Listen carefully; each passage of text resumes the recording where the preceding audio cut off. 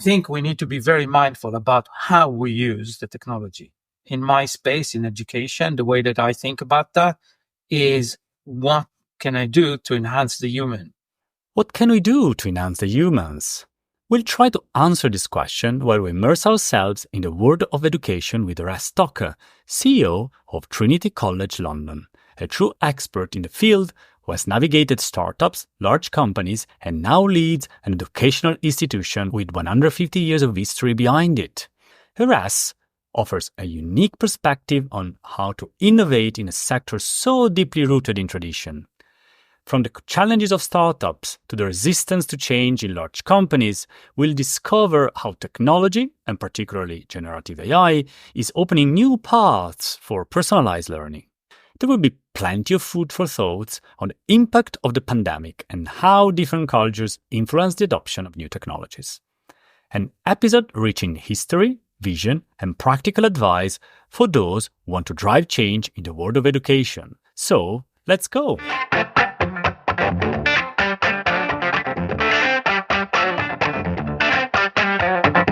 Welcome, Erez. It's great to have you here in Angie's of Creation, and it's a real pleasure. And today's going to be a great conversation about education. As I always ask to all my guests, let's start from an introduction of yourself, what you do, what led you here, and so we can know more about you. Excellent, Christian, and pleasure being here. Thank you for inviting me. So, quick introduction about myself. Well, I originally started in law. I have to say, didn't actually suit me that much. I got a little bit bored and decided to switch and went into education. That was a long time ago.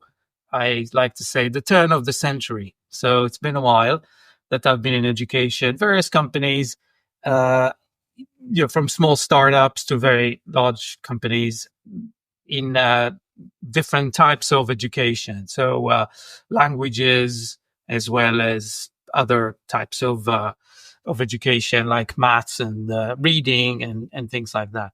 The common theme over the years has always been internationalization and digital transformation. That's kind of been cut across all the different types of things that I've done over the years, always in leadership roles. I'm not a pure educator or have a different specific role in an organization. I'm a jack of all trades, the manager, the leader of the organization, so mostly CEO, MD roles. And currently, I'm the CEO of Trinity College London, which is an exam board.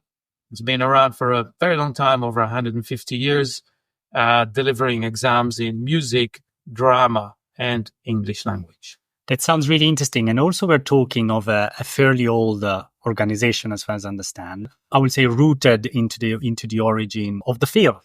Before we dive into specifically of education, though, I always cherish the opportunity to talk to practitioners like you who have had this also breadth of experience working in different kind of organizations, not just about the sector, but as we all know, working in a startup, a large organization, a digital organization versus more a vertical, business-oriented. They are all different and there are different shapes.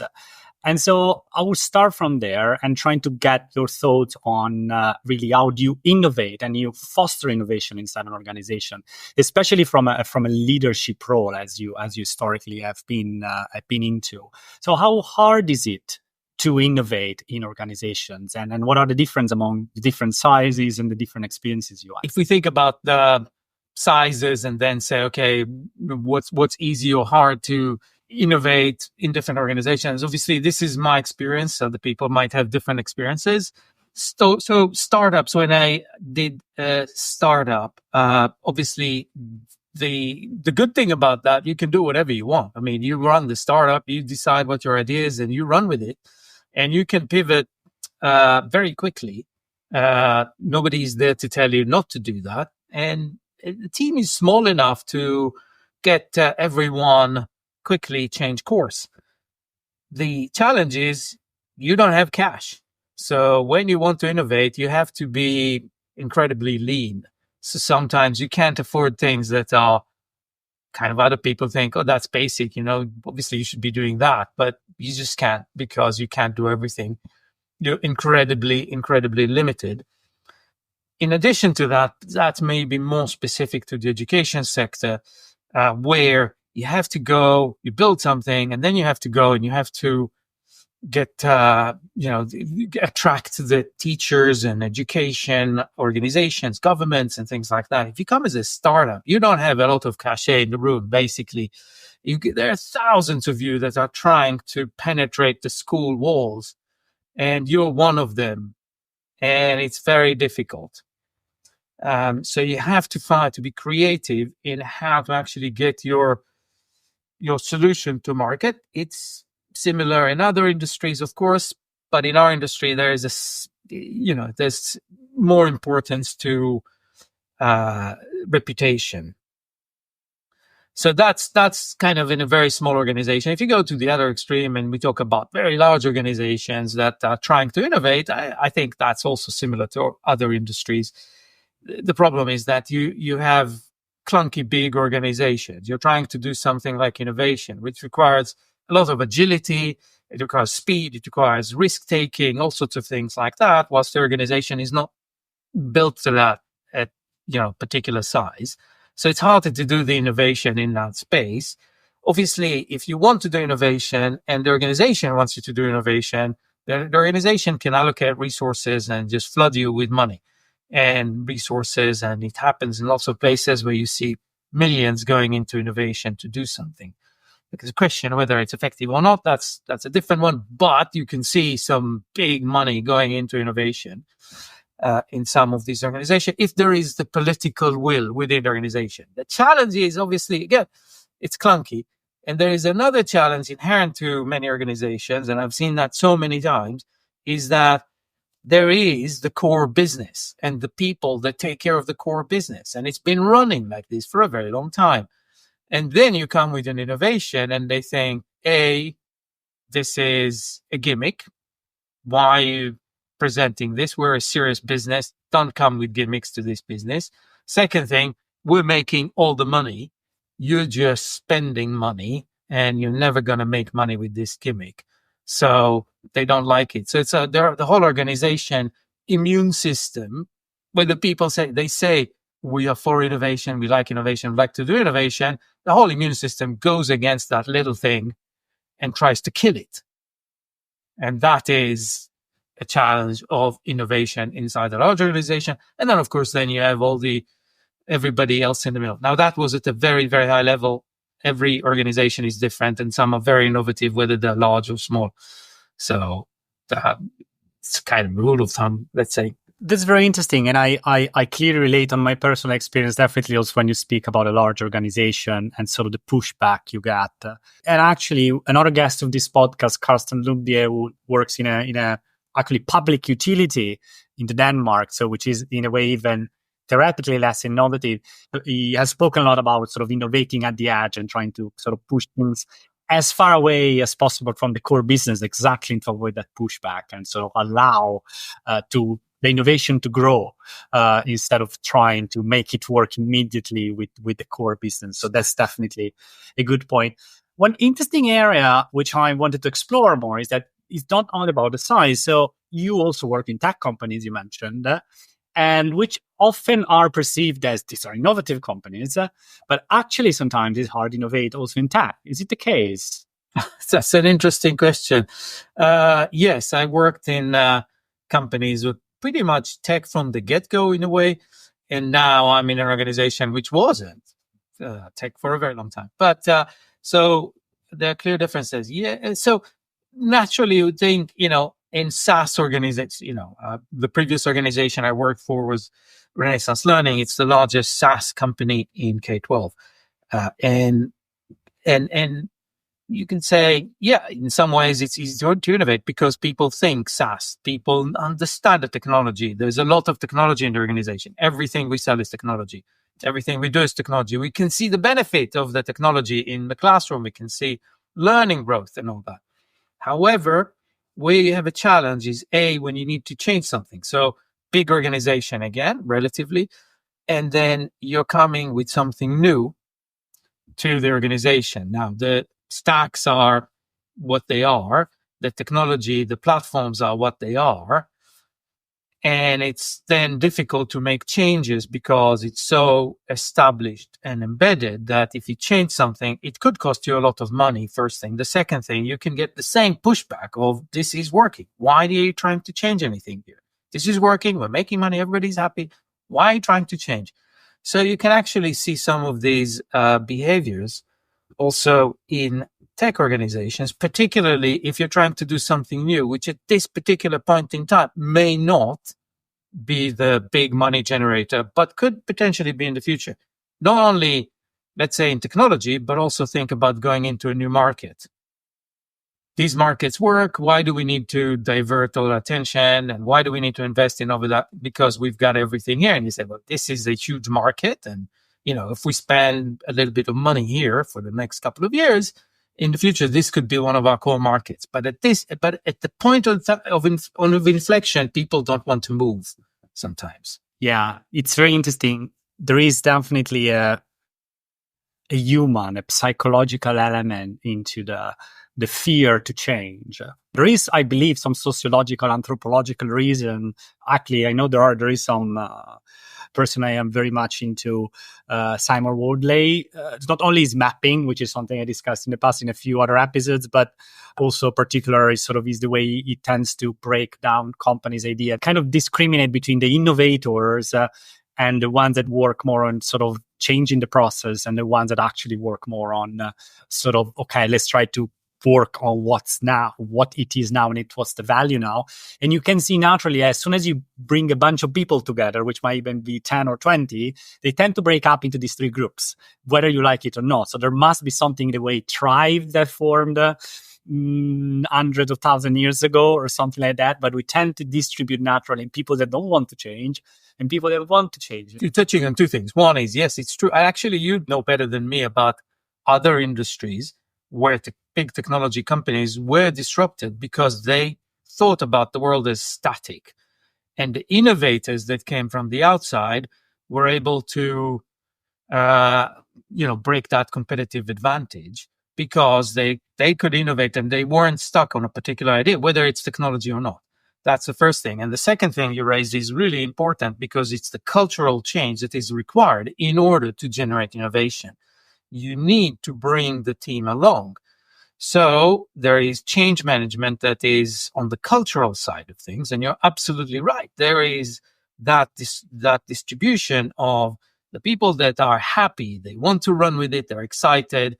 The people that say, hang on, don't move anything, you break it. And the people in the middle that say, I think we need to innovate, but I'm not sure about this. I'm a bit worried. And the challenge we always have as leaders is how do we bring these three groups along as much as we can? There is a certain speed that is allowed. There is a buy-in process that needs to be applied. And if you manage to get all these three groups to move, managing expectations from all of them, then it's easier to do innovation without breaking too many things. This change management piece, it's really important, and it's something that comes up in many different conversation I have, and I can see that also sort of in my daily life. It's a good point. So I think, okay, we talked about tech, so we talked about size, and then we talked about technology, but now let's move where you are now. So you're working in a company that is 150 years old. How old is it? So it must, in a way, you would argue, they must have done something right if it has been around for so long. On the other end, things happen like COVID. So you can see things sort of thrown constantly at sort of organization of this size where they need to be resilient and they need to evolve over time. And so how is it innovation in a company that's sort of so old with so much history that sort of carries together? Is it an opportunity? Is it a weight you have to drag around? How does it work? Right. So that's you right to the heart of the problem, or not problem, interesting challenge. So, and actually, Christian, this is a business school case study that we have here, because Trinity is quite unique because Trinity designed a solution in the 19th century, and 150 years later, it's still working. There's no need to change. It's a very simple solution. And It's about sending an examiner to do examining with a particular syllabus that we have and the relevant benchmarking. Okay, so graded exams, this is the level, simple. You send the examiner, you do the exam, and it works for 150 years. What happens, as you said, there is a pandemic. Examiner can't meet the student. So the examining point is all of a sudden non-existent. And then the company really need to innovate fairly quickly. The thing is, it needed to innovate all these years. It's just that it worked, everything's worked, so you don't change. And what happened when you don't change for 150 years? When you need to change, it's a big problem to the organization. It has to be done suddenly. Now, that happened before I joined Trinity. The company responded fairly quickly by moving all the assessments where we could to Zoom. Like the rest of the world, everybody moved to Zoom. So did the assessments. They moved to Zoom. And with music, we also did digital, basically recording, uploading that was graded then. So the organization responded, but it didn't actually create a product that you think about from product design. You're looking at what would be the best way to construct this product. This was much more of a knee-jerk reaction. We've got to survive as an organization. Let's do this. So, but that was a big shock to the company. Revenues during the pandemic were halved, and the company started losing money, went into the red. Around that time is when I joined, with the idea that we have a fantastic platform here and a great organization with a great legacy in a good way. And if we do the right thing and we think through product in the right way with the right methodologies, then we can take it into the 21st century properly, and then you've got a fantastic. That's very interesting, and I like this perspective of sort of starting from this platform thinking. And so, how do you innovate in an organization like this one? How do you structure innovation in a way that you can try and risk and create new things? While at the same time, of course, you don't want to threaten the core business, the core platform that worked so well for so long time. So we talked earlier about innovation at the edge. Is it something that you are actually implementing? Yes, we are implementing this now. The way that we think through what we need to do in the organization is just looking at the products at an incredibly high level. We have the existing products, the ones that were successful for 150 years. Now you need to look at technology and say, well, what can technology do to this? And not just technology, also innovating in other ways. Maybe there is a different way to reconstruct the product to actually make it more effective in this day and age. And so that's one thing. And that's a lot about the face-to-face interaction. That's a lot about the human input into the product, which is, by the way, we need to look at as premium. I think that what happened to the product over the years is that sort of engagement where the examiner travels overseas, meets students overseas, there's a whole ritual around that. There is an examination point. The parents get the certificate. That exists in many cultures, that this is an important moment and it's premium, but in some cultures, it's just been commoditized, including in the UK. It's been commoditized. That's kind of the normal thing. We should now say, no, if there is a human interface here, then that's a premium product. Now, that's a challenge for us and for other organizations in the space to make sure that that line of products is improved, but it's also premium because it has really strong human element in it. There is the next wave, which is not next wave in terms of future, but the current one, like the innovation that I described to you, which is you move things to a synchronous VC environment where the examiner doesn't need to travel. There's still a human touch. There's still human engagement, of course, that is very important. But it's simplified through the process of using technology, very simple technology that all of us has access to, or video uploads that are being graded. These are things that are different to what we've been doing for 150 years, but they use technology in a particular way, it changes the product. It's not the same. It's a different product. It has different attributes. It has different benefits. And also it has things that are less good than the face-to-face product. But in essence, it's a good solid product. And then there is the third section, which is looking into the future, using AI, using generative AI, thinking much more about affordability and accessibility using these tools. That these tools could be partly productized and partly thinking through them much more as enhancing the human. So can we use some tools to support examiners, for example? Can we use tools to support teachers? Can we use tools to support learners in the process? So they might be products within products that we're thinking through. Then there is the whole cultural piece, which we discussed, that takes time. But I can tell you there's a great group of people at Trinity, so it's a lot of fun to do that. And all the other things that need to be innovated are not just technology, it's how we interact with, for example, third parties that we work with in other countries. They need to learn how to use different tools. They need to learn how to do things differently.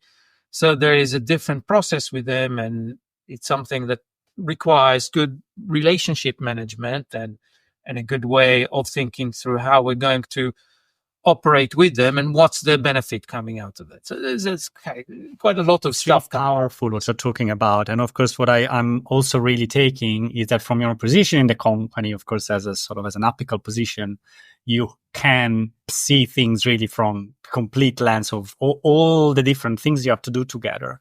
Because in the end, innovation, I always believe, is a portfolio thinking. It's not just I do one thing versus opening up and understanding that you are creating a lot of these opportunities at the same time. And at the end, you are taking different risks with different potential rewards.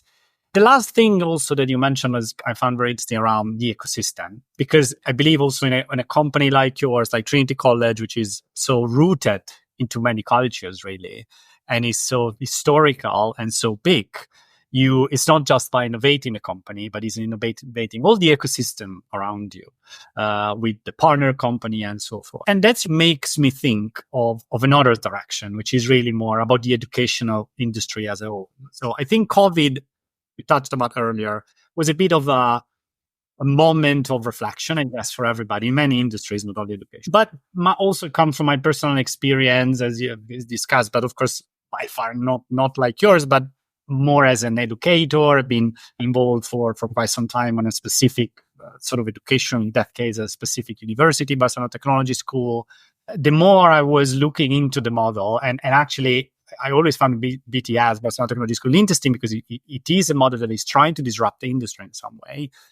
The more I'm looking into that, I believe that education is an industry ripe for disruption. There are so many things that can be done, but in that sense, it's more about really finding the opportunity and finding new ways to create that. So let's move the lens away from a specific company and let's look at the sector as a whole, because I'm sure you have a lot of thoughts. So what are the opportunities in education? Sort of what are the innovation opportunities more broadly in the education industry? Okay, so it's a very broad question. I think it would be helpful to just quickly go through a little bit of the history of education, just to kind of set the base. Because some people think about education, most of us actually think about education. We automatically look at the existing education systems and we say, okay, people invented these education systems. Education is a human invention that is basically operating like this, right? But when you take a step back, then the learning process is age old. I mean, animals do learning. So learning from someone, you can see animals, there are lots of experiments how animals, like the parent of the fledgling, teach their offsprings to do certain things and not to do certain things, right? So learning from someone exists, and humans learned from someone all through history, right? You can go back to the Stone Age around the campfire, where the elderly people were teaching the young people. And you could imagine them, for example, teaching them a song that is a process is a hunting process, for example, that they can remember even whilst they hunt. So learning from someone existed all the time. Learning from observation also existed. And we also have experiments about that. Animals learn from observation, many animals. And of course, we learn from observation all the time. So learning by yourself or by observation by yourself has been there the whole time. Now, what we've done is, as humans, we try to kind of improve on that, build on that learning process, right? So what we've done is, and what we've seen over thousands of years is in particular the classroom teaching concept, okay? So you go back even thousands of years, go back to ancient Greece, you have a classroom and a teacher teaching something, and everybody's learning in a similar way. And then let's fast forward a little bit from that, and we get to the industrial age and the concept of standardization. Now, this worked fantastically well for manufacturing, so rolled out to all industries, including education. And the idea is basically, if we apply this particular process, at the end of it, we're going to get this product, which is a student that knows all this information and is qualified to do this job. Okay. So standardization was brought into the classroom, then mass scale education being applied, everybody doing the same thing, everybody expected to come out of it knowing roughly the same. We know it doesn't happen because their exams are different, right? Now, okay, fast forward again. Now we're getting to this age, and we're all snowflakes, right? So, everybody's individual, everybody's different. We need to do personalized things. And personalization means that you can't use standardization in the same way, because you have to kind of think, okay, Christian is different than Erez, so we're going to apply a different methodology to Christian. Christian likes to do these things, Erez likes to do that thing. And we're going to learn in very different, we're going to have different pathways to learning, okay? So the where a lot of the technology has gone in recent years is into that personalization. Now, I'd say upfront, there's nothing wrong with standardization. There's nothing wrong in personalization. It's all a question of quantity, everything in moderation, right? So we need some standardization. It helps us a lot in many ways, but we also need a level of personalization because we are different. So that technology is being focused at both these areas.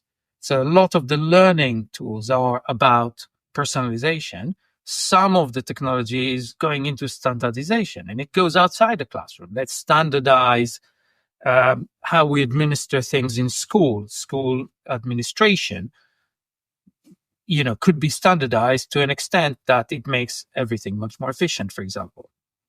I'll add to that another element. So laying the base, which is the cultural element, because we're all comfortable in our own environment. And, we know the concept of bubbles, right? In my bubble, everybody thinks that way, right?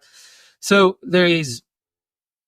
we need to think about cultures in individualistic societies versus societies that are more collective societies. Okay, I mean, this is really, really broad. I'm, not going to get into all the psychology and all that. It's not my field. But broadly, there's the concept of individualistic societies versus collectivistic societies. In individualistic societies, particularly in the West, there is the concept of the individual in the center. The individual in the center means that the democratic values or human rights values, that is where you start. Okay, in collectivistic societies, we start with the group. Okay, so the importance of the group and me as an individual inside that group, and it's a different way of thinking, and it's very broad. I know it's very broad brush strokes, but then the whole concept of personalization, we need to think about that for these two different societies. Whilst you get a high level of individualistic personalization, in some of our societies, in other societies, you will see that in the education system that they have, is that things are a lot more standardized and a lot less personalized. And when we create tools, we need to think about personalization in these two different societies because it's going to be applied slightly differently. So now I finished laying the base.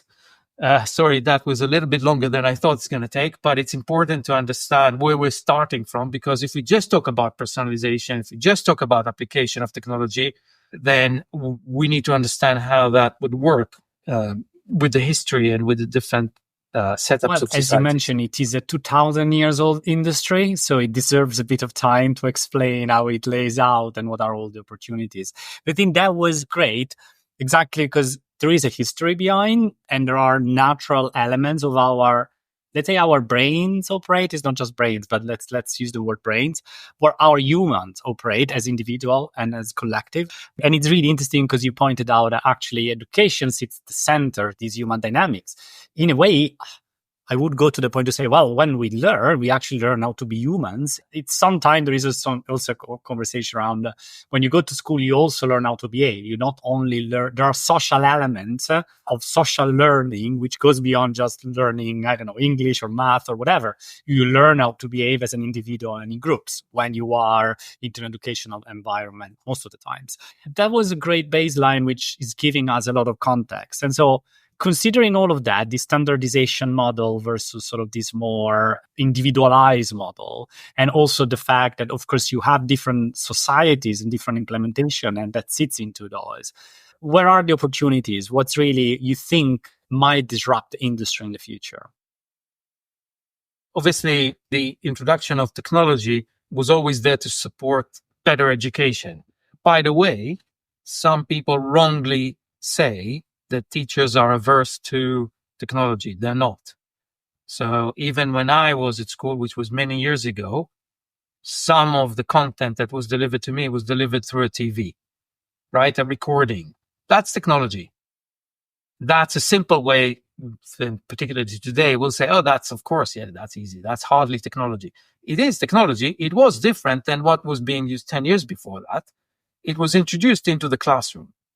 And then over the years, teachers always adopted various technologies into the classroom. The question is always, what does it do? Can I trust this tool? Can I trust that this is going to do the right thing? So that's kind of technology has always been there, and it's going into the classroom, and it's going also into school administration, as said before, and helps a lot in many ways. In addition to that, if you look outside of technology in recent years, and I'm talking about, let's say, the last 50 years, not very, I'm not talking about the last few years. There's a lot more internationalization. So the borders are dropping. There's a little bit of pushback to nationalization in some places, but generally speaking, we understand better how other education systems work, and we import to our education system different elements from other education systems where those work. We also becoming much more international. So we're exposed to more ways of thinking and learning.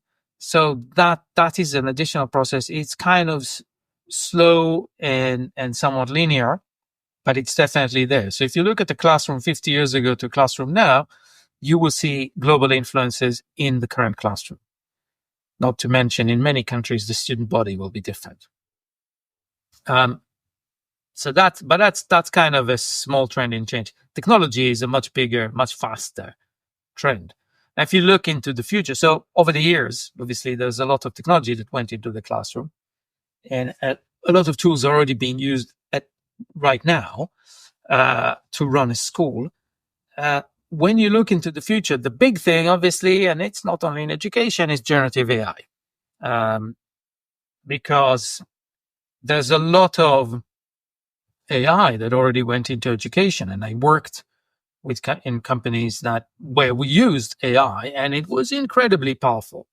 AI in large volumes can not only personalize the learning path for a student really well, it can also be incredibly useful in predictive ways. So we had technologies previously when I was with Renaissance, for example, that could predict at a very young age how students are going to do in their sets years later. Why? Because there is quite a lot of information. There's a big database of students, and you can actually predict. Now, it doesn't mean that prediction is 100%. It's not going to say exactly that student is going to do that, but it gives you a prediction of where that student might land. And it gives you a prediction where that student might need an intervention plan now in order to lift them from where they are now, which is potentially a failure. So in a few years' time, they're going to be successful. That technology was already being used, analytics that being used in the classroom for years. But those were very expensive and big investments. What generative AI does is all of a sudden it throws to all of us these tools that are immediately ready. They're very cheap. Everybody can apply various tools in generative AI. And the question everybody is asking is, well, does it do anything? Is it safe? Does it generate learning growth or not? Where can I use it? Where should I not use it? What is the role of the teacher? Is it going to replace the teacher? Is it going to do something different? These are the questions that come up, but we're already seeing the application of that. And in fact, at Trinity, we've already launched actually tools that use generative AI. I get the prediction side, and I get, of course, the opportunity of Gen AI is something that we have been working a lot also recently myself. And so I see the potential there, and I see the potential for disruption. I'd like to look at another perspective here, which is not sort of necessarily technologically, and is more about the way it might be related to personalization, I know you mentioned earlier, but it's more about from a social point of view and our interaction with education. So interestingly enough, and it's something I was reflecting lately, education industry looks like a lot. Something in technology is the certification industry. Okay, so you have somebody doing the work, and then there is a sort of a third party that actually certifies it and says, well, actually, that work is safe and you can go and take it out there. Now, the interesting bit, though, is that by law, in industrial fields, the builder or the designer and the certifier are different people. Exactly because if it's easy, I build it and then I say I'm good. Now, interestingly enough, there are sort of realities more like Trinity College, which are more on the closer to a certification company. In a sense, I think maybe I'm wrong, but they tend to be more on the actual, somebody's going to do the learning, but we can say we are the trusted band that says, well, actually that has been done properly. And there are, I'm thinking, the standard university model where basically they are both delivering the education, but also certifying it and relying on their own brand. And also that created diversions towards very high prices for universities and so forth. And so there has been a lot of sort of high cost, for the students. And they're actually not everybody is bought into. And you see in that sense the opposite. So you see sort of therefore reaction to that through micro-credentials, homeschooling. So it looks like the model of delivery is sort of changing as a reaction of some, maybe the exaggeration of certain paths. Of course, technology can enable all this model because I'm thinking homeschooling with Gen AI probably easier if I have a Gen AI teacher because it can get cheaper and can scale more. I don't know, maybe I'm saying something odd or wrong here, but I'm thinking I can see the technology an enabler or an accelerator of some of this trend, but I can clearly see these two trends of either educational institution maybe over relying on their own brand and not necessarily on the content, and a reaction towards maybe actually changing the way the content is delivered, the content is bought and consumed, the location, and so forth. So does it make sense? Are these trends actually happening? So I'll do another level setting here, which is you described the process of learning and then getting the certification, right? So assessment happens all throughout. So and there are two the concept of formative assessment and summative assessment. Formative assessment is these small assessments that you get feedback on the spot to improve what you're doing. You're learning tennis. Your forehand is not great. Your coach is saying, Christian, why don't you move your leg over there a little bit forward and all that? You hit the ball again and it's much better. So you improved your form. That's formative assessment. That just happened there, right there. And then there was an assessment, there was a correction, and there was an improvement on your learning path. Now, the summative assessment is when we talk about A levels or school diploma, for example, or university degree, where these are kind of the extreme summative. We sum up all the information that you learned until now when we say Christian knows how to do X, Y, Z, right? But these are very big blocks. A lot of the summative is like that. In a classroom, teachers will apply formative assessment on a regular basis. They're trained to do that. They know how to do that. They know how to create assessments, and they'll do that on a regular basis. That's at a very granular level. And that's incredibly powerful because the objective here is not to measure where you are and give you a mark, but it's much more about improving your performance. The summative does something very different. Now, where the pushback that you're describing is a lot about the summative, not the formative. So it's about, do I actually need a full university degree, which is kind of monolithic and really historical? That's the way it always used to be. So, but do I actually need this in the 21st century? Or can I break it down to micro-credentials to prove that I can do these tasks and I can actually go multidisciplinary and I can go to an employer and say, look, I know how to do all this range of 100 things that are going to be very useful for this particular job, which is a different way of thinking about that. So that's why there are so many micro-credentials offerings out there by different companies. Whether it's going to catch or not, I mean, we're yet to see how the whole thing works. But if you go to, for example, LinkedIn Learning now, or the equivalent of that, you can take various courses and then have a mini certificate that says that Christian knows how to do something, and that's an interesting concept. You can look at it more as a kind of somewhere in between the summative and the formative, because you're improving your learning and your performance, whilst at the same time you're proving that you got there, but in a small level rather than waiting for the whole process to come into play. Now, what's happening with AI in general, technology, and more specifically with generative AI is that it's improving both. Okay? So it's improving actually not just the assessment, it can actually be applied in the whole learning process. So, in a nutshell, well, let's think about generative AI first. So generative AI is really helpful when there are extensive data sets to learn patterns from. Okay? And that can be used in a huge amount of areas in the education sector because those data sets exist. Where is it used more now is we see that in, for example, summarization and content creation. We see that in language and tutoring systems. We see that in assessment tools, as you alluded. And the applications are vast. You can look at generating study materials, lesson plans, and things like that, because there's huge amounts of content that the AI can use and then can produce, whilst trained properly, content with high fidelity. There's tutoring and support. AI can provide a student using these vast information bases 24/7 assistance to all sorts of things that the student does. We know that because we interact with various websites where there is a bot that helps us Q&A. Some of them are good, some of them are not. But let's say if you do it well, then you've got student support 24/7.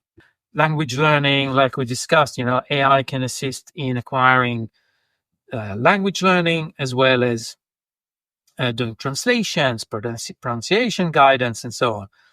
Assessment is AI can use these databases to, again, need training and all sorts of work that needs to be done. But if it's done well, grading assessments and generating personalized feedback in assessment, both summative and formative.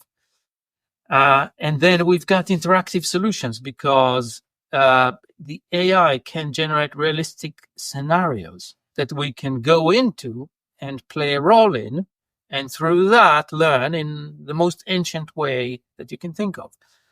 And then think about accessibility and enhancement. So think about students with disabilities, for example, where you need to generate captions or transcripts or sign language translations. So all sorts of things like that could be done really, really, really quickly using generative AI.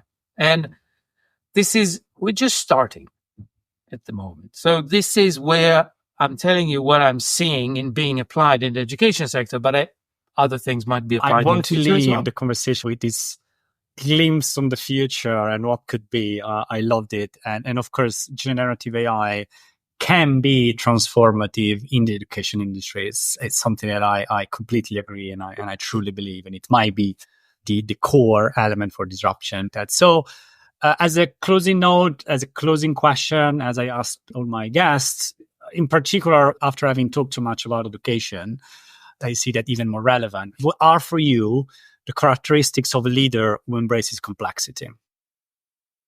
Before I do that, I'll just say one last thing to close the conversation specifically about education, which is I think we need to be very mindful about how we use the technology.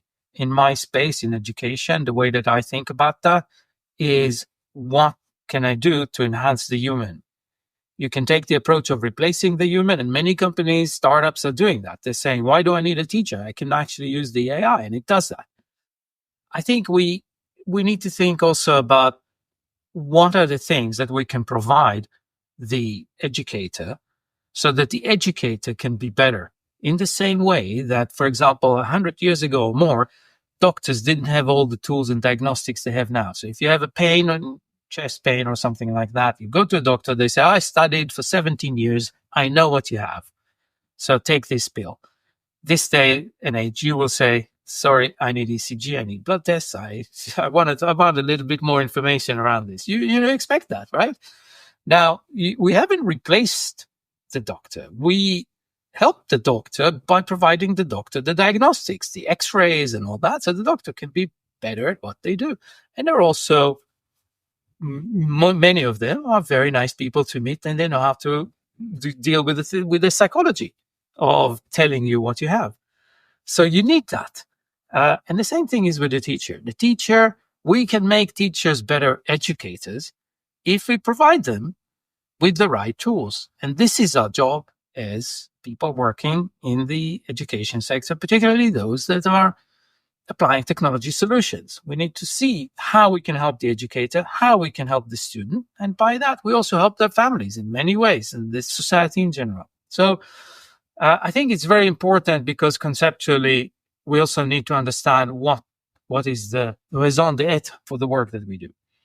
Now, you asked about qualities for a leader. I'm sure you get some, since you say you asked that in many podcasts, and I've listened to some, and I think you probably got incredible responses. I think that I'll try to focus on something that I think is useful, which is embracing ambiguity and being comfortable with that as a leader, particularly when you're running through technological change. I think the entire organization needs to see that and feel confident because they're going to encounter quite a lot of uncertainty. And if you're driving transformation at the same time, and as we discussed, transformation is not just the technology, we'll use this, now we're going to use that. It's also about the cultural change that comes with that and all sorts of other things that happen. And there's a change in the mix of people potentially, or what people do, and team structures and things like that change. A lot of things change around people when we're introducing technological changes and when we're introducing innovation. So I think it's important for everybody to feel comfortable with the fuzziness and ambiguity that comes with that. The fuzziness comes with, I have this product and solution in innovation, but we don't know how it's going to work. We think it's going to work like this, but we might need to pivot. So are we comfortable with that, as an organization, that we are going into the unknown, but we think we broadly know? So that's an ambiguity. If you don't have that, no innovation is going to come, because innovation doesn't come out of absolute certainty. It comes out of experimentation and all. And then for a leader to have the empathy for the changes that are happening in the organization, the fears that people have, those that fear that we're not innovating fast enough, those that fear that we innovate too quickly and we're breaking too many things. A leader needs to understand that the understanding of ambiguity is different in different parts of the organization, and have the right empathy and be able to get the right buy-in and leadership and confidence in the organization to go through that door of uncertainty. It was very, very thoughtful and very powerful, I believe, because these are recurring themes, but I think they are recurring themes because that's what matters, and that's what we should all focus every day. I think everybody needs to do in their own role. It's not only for CEOs, I would say, but it's for everybody in the organization. So with these words, was great to have you here, Erez. Was absolutely brilliant conversation. I've learned a lot of things, as I'm sure the listeners have. Thank you very much. Thank you, Christian. That was a lot of fun. Thank you.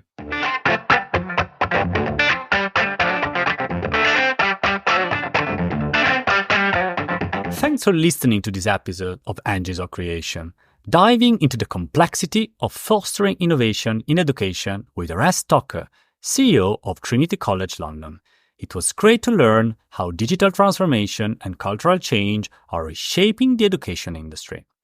If you enjoyed this episode, you might want to look at other conversations about innovation, like the ones with Claudia Schwalitz, Karsten Lumbier, and about AI, like the ones with Gianni Giacomelli and Riccardo Baisa-Yates.